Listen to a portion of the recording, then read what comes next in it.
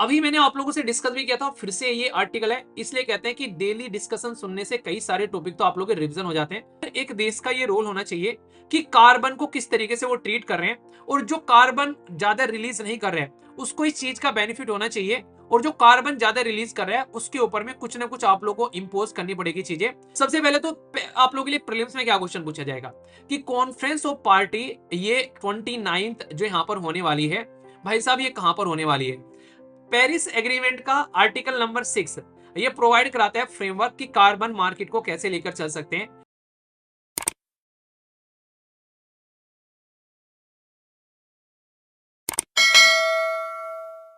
अभी मैंने आप लोगों से डिस्कस भी किया था, फिर से ये आर्टिकल है, इसलिए कहते हैं कि डेली डिस्कशन सुनने से कई सारे टॉपिक तो आप लोगों के रिवीजन हो जाते हैं। कभी करंट में टॉपिक आता है तो कभी एडिटोरियल पर आता है। करंट में टॉपिक आता है तो फैक्चुअल इन्फॉर्मेशन के लिए आता है, और एडिटोरियल में टॉपिक आता है तो एक एनालिटिकल प्रोस्पेक्टिव से आता है, यानी कि आप लोग की सोचने और समझने की क्षमता को बढ़ाता है, आप लोग की बुद्धि का विकास करता है। तो इसलिए यहां पर इनको ढंग से सुना करो। तो India must develop a transparent carbon trade policy, ये बोला गया है।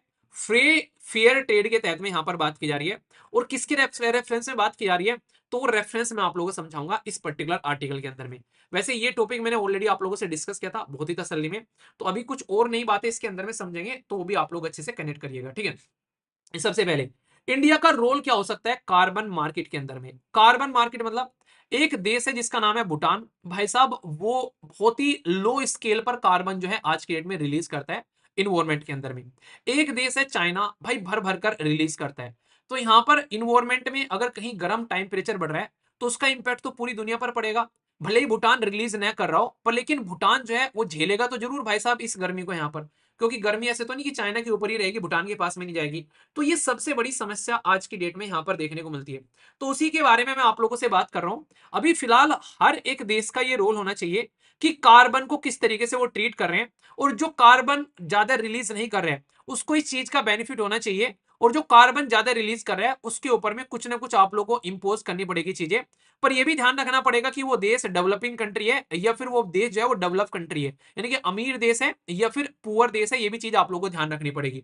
तो ये चीजें आप लोगों को बैलेंस बनाकर यहां पर चलनी है, ठीक है। तो समझते हैं। सबसे पहले तो आप लोगों के लिए प्रीलिम्स में क्या क्वेश्चन पूछा जाएगा कि कॉन्फ्रेंस ऑफ पार्टी ये 29th जो यहां पर होने वाली है, भाई साहब ये कहां पर होने वाली है? तो बाकू अजरबैजान, मैंने बताया था बाकू अजरबैजान की कैपिटल भी है, जो कि पूरा फोकस देने वाली है कि कैसे कार्बन मार्केट को मैकेनाइज करना है। मैंने आप लोगों को याद है फंड के बारे में बात की थी कि फंड जो है वो बेसिक यूनिट है, अगर कोई भी चीज आप लोग इंप्लीमेंट करना चाहते हैं, अगर फंड नहीं होगा तो फिर कोई मतलब रह नहीं जाता है।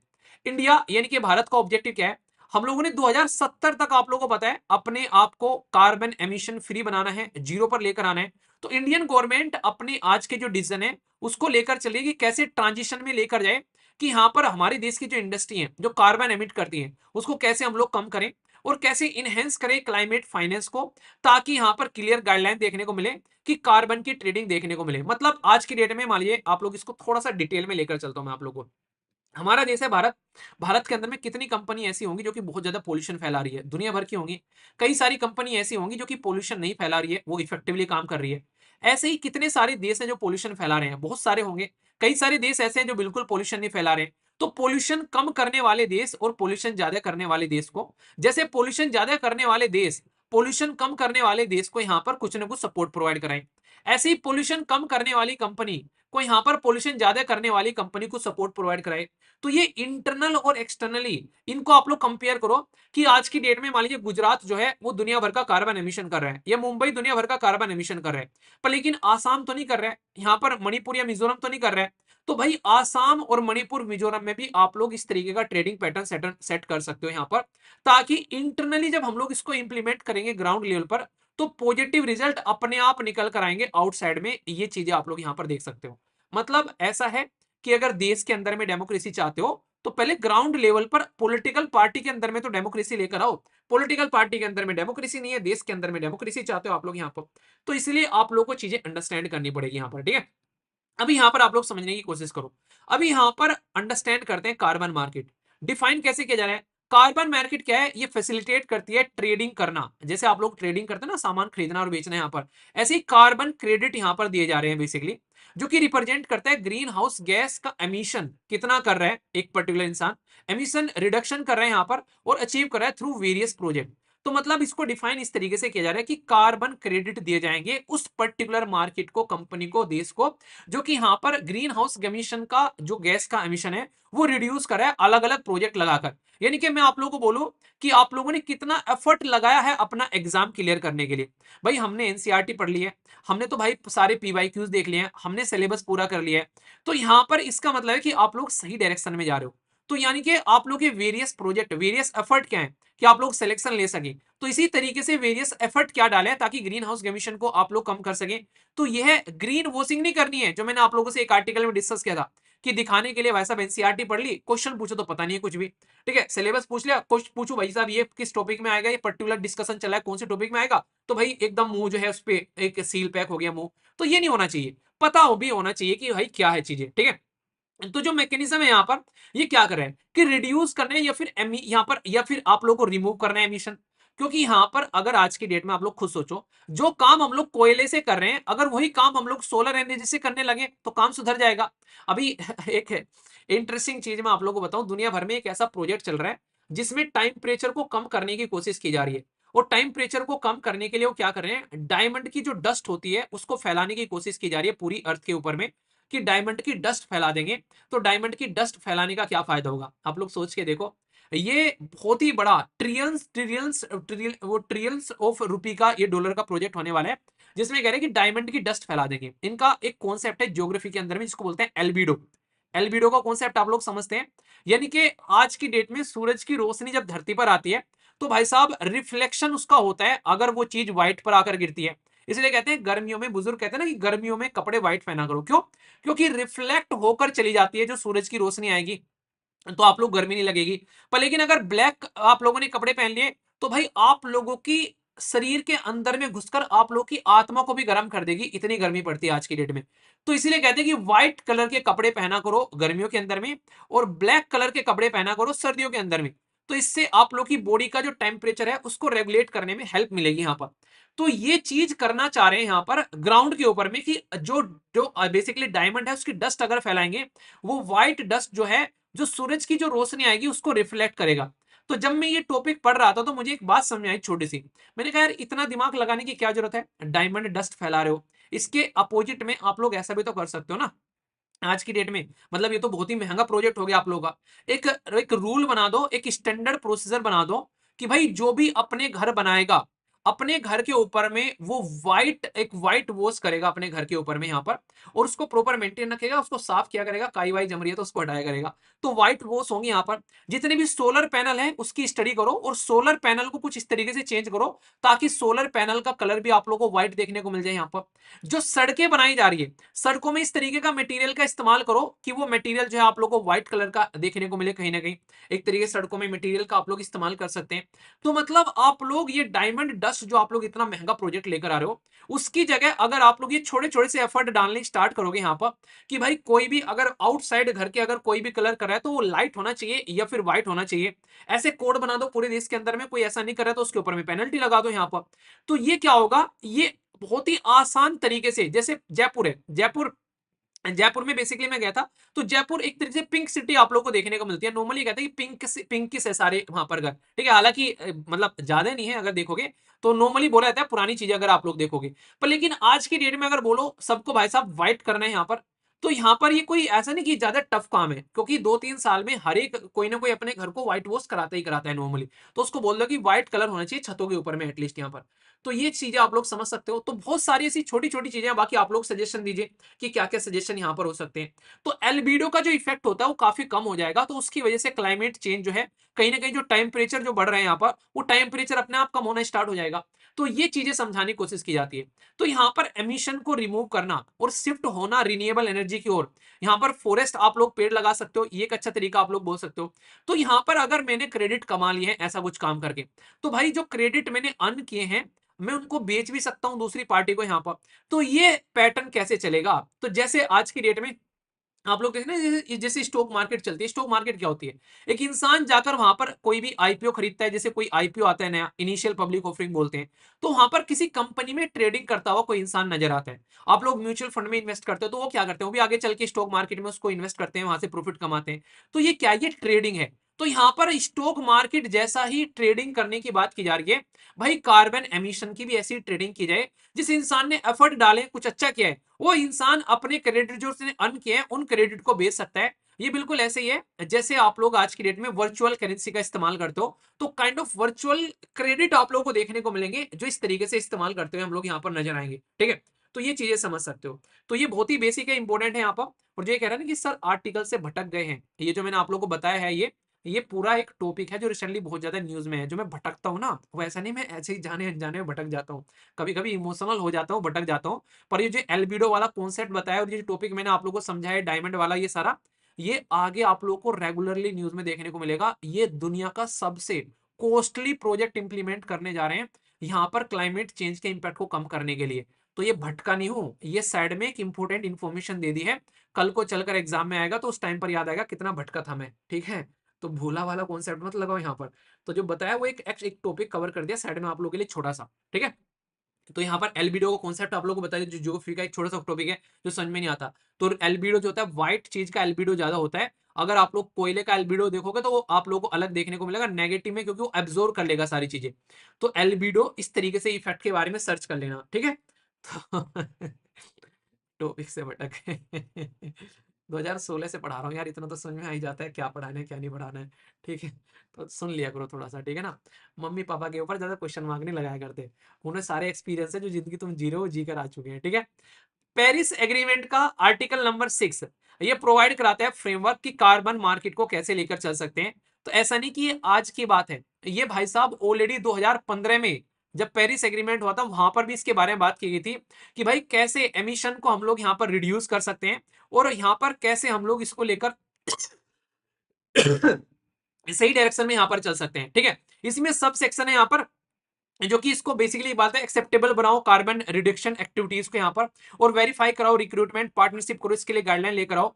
पर लेकिन ये सारी चीजें बोलना और करने में बहुत ज्यादा डिफरेंस आप लोगों को देखने को मिलेगा। ठीक है, तो यहाँ पर सबसे इंपॉर्टेंट चीज क्या है यहाँ पर, कि कोई भी चीज अगर हम लोग करें तो उसके अंदर चैलेंज आएंगे और क्रिटिज्म आएंगे। तो हिस्टोरिकली कार्बन मार्केट को लेकर कई बार क्रिटिज्म भी आते हैं निकल कर। ठीक है, अगर देखें आप लोग यहाँ पर, कोई ऐसा नहीं कि पहली बार कोई बात आ रही है, 2 डेकेड पहले भी यहाँ पर इसके बारे में बात की जाती, पर लेकिन क्रिटिज्म होता है यहाँ पर, ट्रांसपेरेंसी नहीं देखने को मिलेगी। आज की डेट में ग्रीन वॉशिंग के बारे में मैंने डिस्कस किया था ना, ये बोलकर प्रोडक्ट बेच रहे हैं ये इन्वायरमेंट फ्रेंडली है, जबकि वो इन्वायरमेंट को नुकसान पहुंचा रहा है। तो इसके लिए फेक और भाई साहब झूठी जो गलत चीजें यहाँ पर, जो कि फॉल्स जो इन्फॉर्मेशन है, वो यहाँ पर निकल कर आने लगती है। जेन्युइनली अगर कोई यहाँ पर इसको अचीव करे, वो बहुत कम देखने को मिलेगा। इसके लिए एक छोटी सी कहानी मैं बताता हूँ आप लोगों को। एक गांव था, उस गांव में बोला कि यार भंडारा करेंगे, चलो सब खीर इकट्ठी करते हैं। और एक ड्रम रखा गया जो दिख नहीं रहा था, अब बाहर से कोई नहीं देख पा रहा था। उस ड्रम में सब ऊपर से दूध डाल रहे थे, चारों तरफ से पैक था वो। तो यहाँ पर एक इंसान ने बोला कि यार सब यहाँ पर इसके अंदर में दूध डाल रहे हैं, मैं 1 लीटर पानी डाल दूंगा तो क्या ही बिगड़ेगा। उसने पानी डाल दिया। तो भाई साहब जब उसको खोला गया उस ड्रम के अंदर में, तो उसके अंदर में 99% पानी ही था। कोई इक्का दुक्का इंसान ने उसके अंदर में दूध डाला था। तो यही चीजें यहाँ पर समझाने की कोशिश की जा रही है कि यहाँ पर हम लोग ट्रांसपेरेंसी मेंटेन रखने में फेल हो जाते हैं, और जेन्युइनली यहाँ पर कौन एमिशन को रिड्यूस कर रहा है वो चीजें हम लोग यहाँ पर देखनी पड़ेगी। वरना बोलने वाले तो हजार होते हैं। मैंने बोला पेड़ लगा लो, कितने लोग पेड़ लगा रहे हैं। मैंने बोला मॉर्निंग में उठ जाओ, एक्सरसाइज कर लो। ये एक वीडियो देखने से पहले आप लोग प्रॉपर नहा धोकर बैठ जाया करो। 7 बजे वीडियो आती है, उससे भी थोड़ा सा 2-4 मिनट डिले स्टार्ट होती है, तब तक भी नहीं आ पा रहे हो तो ये क्या है। तो ये आलस ही तो है, अपने काम को न करने से बचने का तरीका ही तो है। तो ये चीजें आप लोगों को समझनी पड़ेगी। तो इसलिए जरूरी है कि इस चीज को कैसे लेकर चले हम लोग, इसको अपॉर्चुनिटी के तरीके से लेकर चलो। एक तो वेरिफिकेशन होना चाहिए, जो भी यहाँ पर चैलेंज है। एक्यूरेट वेरिफिकेशन कार्बन क्रेडिट का होना चाहिए। ये एक तरीके से कॉन्फ्रेंस ऑफ पार्टी 29 में होप है कि इसके ऊपर में फोकस करेंगे, और जो एम्बिग्यूटीज हैं उनको साइड में निकाल कर रखेंगे। तो फर्स्ट लीगली वैलिड क्रेडिट हो सकता है कि अब आप लोगों के सामने निकल कर आए, जो कि 29th कॉन्फ्रेंस हो रही है यहाँ पर, ये बाको अजरबैजान के अंदर में। अगर होता है तो बड़ी अच्छी बात है, नहीं होता है तो फिर क्या ही बोलेंगे। इंडिया की पोजीशन क्या है इसको लेकर चले। भाई हम है कमिटेड आदमी, ठीक है, हम एक बार कमिटमेंट कर ले तो पीछे हटकर नहीं देखते। इंडिया ने कमिटमेंट कर रखा है, और ये क्वेश्चन है प्रीलिम्स का, बहुत बार पूछा जा चुका है वनडे टाइप एग्जाम में, जब से यहाँ पर कमिटमेंट किया है यहाँ पर। ठीक है, हमने कमिटमेंट क्या किया तो उन्हें क्वेश्चन बनाना स्टार्ट कर दिया। तो इंडिया कमिटेड है प्रोड्यूस करने के लिए 50% of electricity from non fossil fuel source 2030 तक का, ठीक है। और यहां पर ये कार्बन को रिड्यूस करने के प्रोजेक्ट पर यहां पर काम कर रहे हैं। तो ऑलरेडी आप लोग यहां पर इसको देख सकते हैं। मतलब कहने का यहां पर ये, अगर इस चीज को आप लोग समझोगे, ये कोई ऐसा नहीं कि फर्स्ट टाइम आप लोगों को यहां पर ये चीज देखने को मिल रही है। हम लोग ऑलरेडी इस पर अपने एफर्ट लगा चुके हैं। इंडिया में जो प्राइवेट एंटरप्राइज है वो इंक्रीजिंगली इंगेज कर रहे हैं कार्बन क्रेडिट प्रोजेक्ट के साथ में यहां पर, ताकि हमारे देश के अंदर में जो कार्बन को लेकर जो ट्रेडेबल क्रेडिट है उसको यहां पर लेकर आ जा सके। तो आगे आने वाले टाइम में और एफर्ट आप लोगों को यहां पर देखने को मिलेंगे पॉजिटिव साइड में, ठीक है। इंडस्ट्री फोकस चल रहा है आयरन और स्टील की इंडस्ट्री के ऊपर में। यूपीएससी ऑलरेडी मेंस के अंदर में क्वेश्चन पूछ चुकी है। याद आ रहा है? नहीं याद आ रहा तो अभी दिलाऊंगा। उस मेंस के अंदर में ये क्वेश्चन पूछा गया कि हमारे देश के अंदर में ग्रीन स्टील किस तरीके से प्रोड्यूस की जा रही है और क्या क्या इंपैक्ट डलता है। तो ग्रीन स्टील या फिर ग्रीन आयरन के बारे में जब हम लोग बात करते हैं तो इसका मतलब ये होता है कि इनका कलर ग्रीन नहीं करना है। इसका मतलब होता है कि इनको बनाने के लिए जो एनर्जी, जो आप लोग हम लोग बिजली इलेक्ट्रिसिटी का इस्तेमाल कर रहे हैं, वो ग्रीन सोर्स से आनी चाहिए, यानी कि सोलर एनर्जी हो या फिर वोटर के द्वारा प्रोड्यूस की गई एनर्जी हो। इसीलिए बोला गया कि आयरन और स्टील अमंग द 9 सेक्टर ये आगे आने वाले टाइम में मीट करेंगे एमिशन, जो कि यहां पर इंटेंसिटी स्टैंडर्ड 2025 तक का हमारे देश के अंदर में इंडियन गवर्नमेंट इस लेवल पर काम कर रही है। तो ऐसा नहीं कि हम लोग काम नहीं कर रहे हैं, हम लोग ऑलरेडी काम कर रहे हैं। और ये कोर सेक्टर में से आप लोगों को कोर सेक्टर देखने को मिलेगा, काफी इंपॉर्टेंट।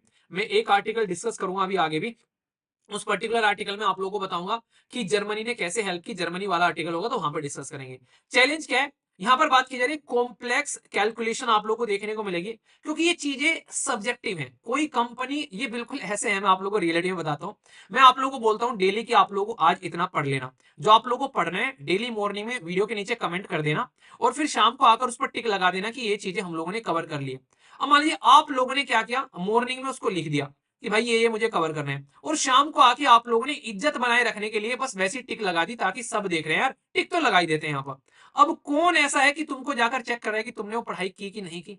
आप लोगों को लग रहा है कि मैं चेक कर पाऊंगा हर एक के घर में आकर के भाई दिखा तुमने कहां पर बैठकर पढ़ाई की है?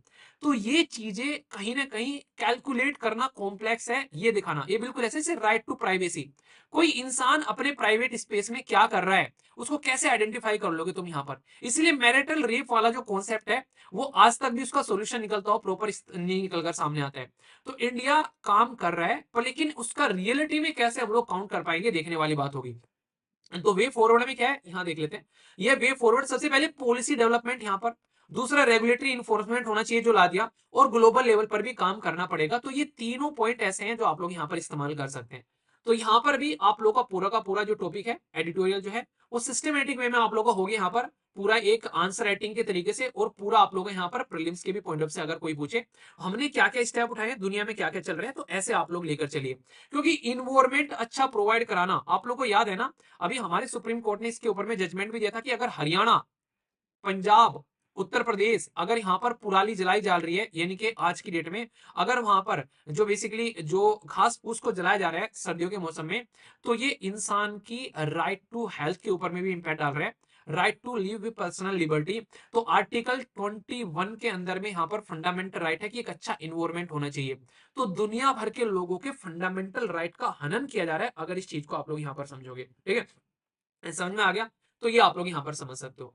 देखो द हिंदू का जो डिस्कशन होता है ना, ये जो एनालिसिस होता है, ये सबके बस की बात नहीं होती है। बहुत सारे जो लोग होते हैं वो कोशिश करते हैं कि यार इसको सुन लेते हैं, इसको पढ़ लेते हैं, पर लेकिन इसके अंदर में जो आर्टिकल लिखने वाले लोग होते हैं ना वो काफी एक इंटेलिजेंट, या फिर आप लोग बोल सकते हो ऊंचे थॉट वाले लोग होते हैं।